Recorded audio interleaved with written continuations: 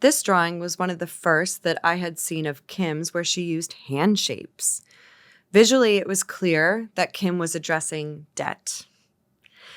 The way that Kim drew the hands was to make sure that it was clear that it wasn't the sign for debt depicting a person owing, but rather that the system is in debt to the person.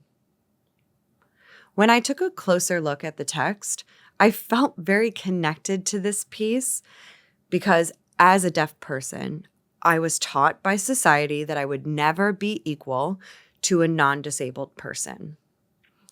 That caused me to experience internal struggles, knowing that I'd always have to work 3 to 4 times harder than everyone else. The result of the extra effort I had to exert is that I was always too busy to address my needs and the kind of support I needed. Instead, I was just focused on trying to reach the norm.